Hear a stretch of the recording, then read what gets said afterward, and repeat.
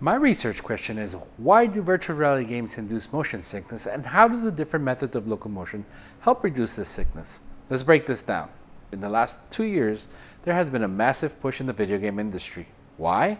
Because the technologies in consumer devices is capable of handling the computing power needed to create the virtual worlds. As part of this push, Steven Spielberg released the movie Ready Player One. When this movie was released, I was not excited to see it. I thought it would be another movie with heavy CGI effects and no real story, but decided to give it a shot. I was truly surprised, and this has become one of my favorite movies.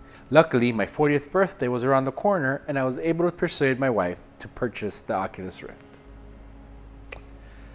This brings me to the first part of my research question. After purchasing a virtual reality unit, I noticed that I could play some games for a long time.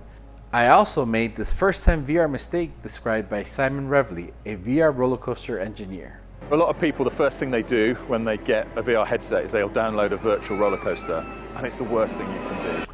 Like Revley stated, roller coaster and other VR games would make me sick, and I had to take a break. This was also true for friends and family that would try the Oculus Rift.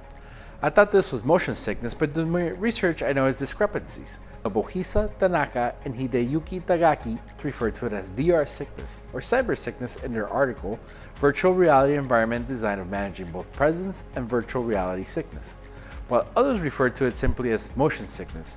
In traditional motion sickness, the person is in some sort of motion, such as a boat or car. This lack of motion is why I think the term VR sickness is more appropriate.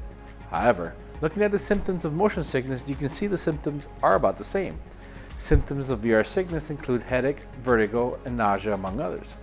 While the exact cause of motion sickness is not known, one theory is that your brain thinks you're being poisoned, which would explain the nausea and vomiting. VR sickness is triggered by at least two things. The first thing is the quality of the display being used. While devices like the Oculus Rift have come a long way, there's still room for improvement. Researchers from Stanford University are working on alternative solutions. Let's check out what they're working on. Next generation of virtual reality headsets, developed at Stanford University, may eliminate motion sickness for some users. The second reason for VR sickness is a direct result of movement in a game. These are a few volunteers trying the game called Dead and Buried, in which the player is in one position, and the racing game Dirt Rally, where the player is inside a car. These are the responses after playing both games. My head and my stomach hurts. My head more. I'm sweating. My fingers are sweating. Why are video games harder to drive than real life? Look at all these people I'm about to kill. But not like super sick.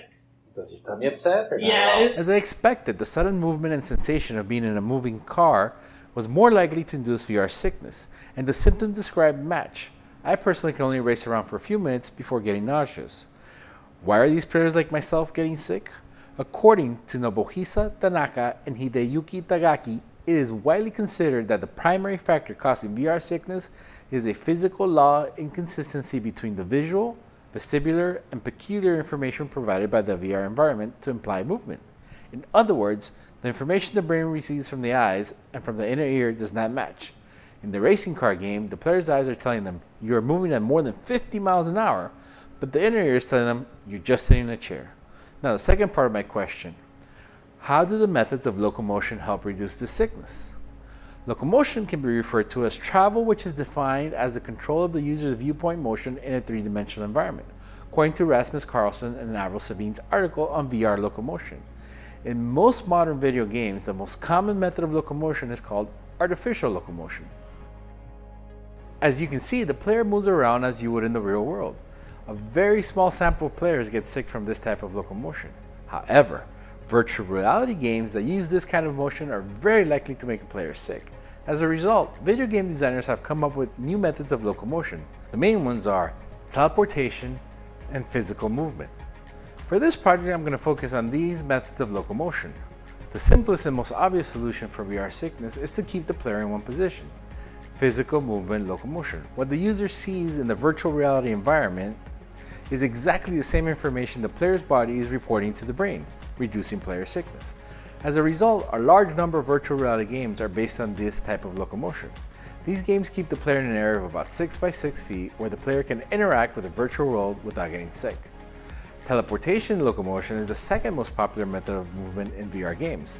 This method has been modified and is still in constant change. There's instant teleportation, fast teleportation, blink teleportation, and many other small variations. Game developers keep trying to find the holy grail of locomotion for obvious reasons. More players equal larger profits. Rasmus Carlson and Alvaro Savin did a study of the various methods of locomotion and how the players were affected. The research included the games Arizona Sunshine, Raw Data, Sports Bar VR, and Budget Cuts. They had their participants play each game and then fill out a survey. They concluded that physical movement locomotion was the least likely to induce VR sickness, followed by teleportation, and lastly, artificial locomotion.